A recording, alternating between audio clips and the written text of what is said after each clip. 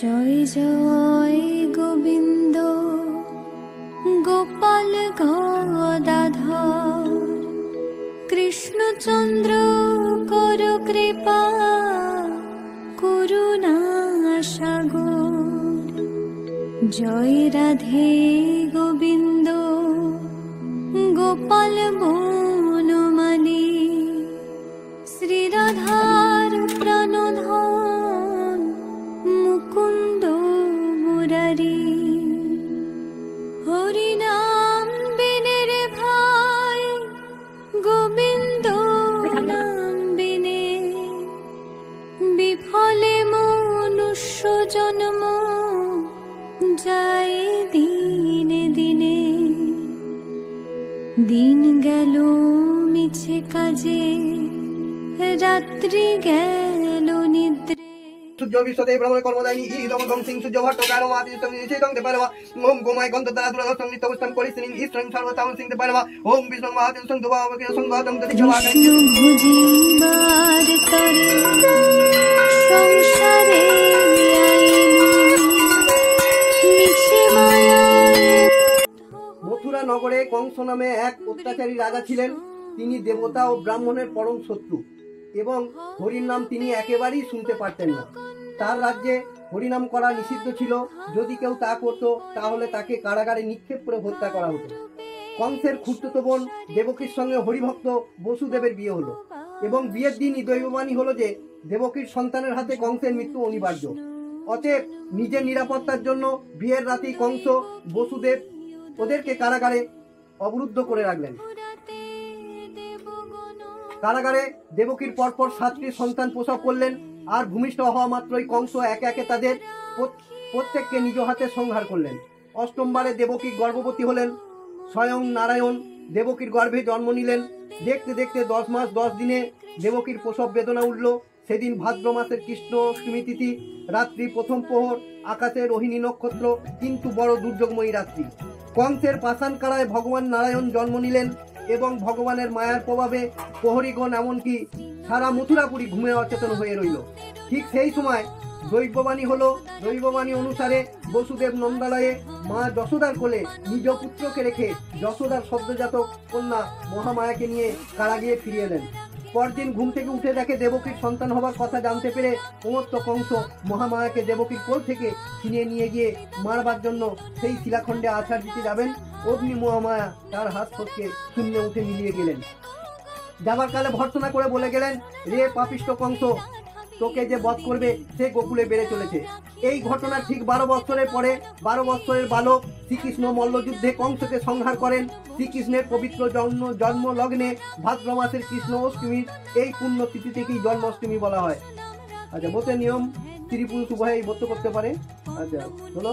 আচ্ছা, এরপরে বলছে যে এই ব্রতর ফল, এই ব্রত পালন করলে সকল পাপ ধুয়ে মুছে যায়। মহাপাতকী নরক দর্শন জনিত ক্লেশ থেকে অব্যাহতি পায় এবং অন্তিমে নারায়ণের পাদপত্রে প্রাপ্ত হয়। জন্মাষ্টমী ব্রত কথা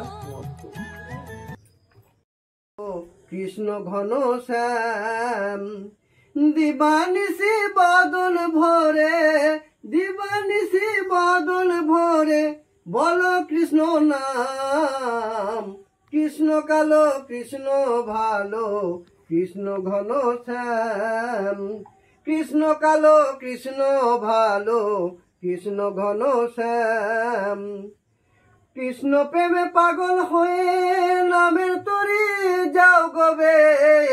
কৃষ্ণ প্রেমে পাগল হয়ে নামের তরি যাও গবে। নেচে নেচে বাহু তুলে, নেচে নেচে বাহু তুলে চলো ব্রজ ধাম। কৃষ্ণ কালো কৃষ্ণ ভালো, কৃষ্ণ ঘন শ্যাম। যশোদা মা গো আমার তুমি বড়ই ভাগ্যবান। যশোদা মা গো আমার তুমি বড়ই ভাগ্যবান। গর্বে না ধরে মা পেয়েছো এমন ছেলে, সে তো স্বয়ং ভগবান। তুমি বড়ই ভাগ্যবান। যশোদা মা গো আমার তুমি বড়ই ভাগ্যবান। গর্বে না ধরে মা পেয়েছো এমন ছেলে, সে তো স্বয়ং ভগবান। তুমি বড়ই ভাগ্যবান যশোদা মা গো আমার, তুমি বড়ই ভাগ্যবান। ডেকেছে সে তোমাকে মামা বলে, করেছো যতন তুমি নিয়ে তারি কোলে। ডেকেছে সে তোমাকে মামা বলে, করেছো যতন তুমি নিয়ে তারি কোলে। করেছে সে মুখ দিয়ে, করেছে সে মুখ দিয়ে তোমার বুকের দুগ্ধ পান। তুমি বড়ই ভাগ্যবান যশোদা মা গো আমার, তুমি বড়ই ভাগ্যবান।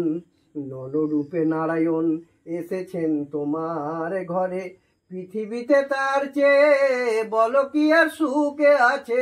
নররূপে নারায়ণ এসেছেন তোমার ঘরে, পৃথিবীতে তার চেয়ে বলো কি আর সুখে আছে।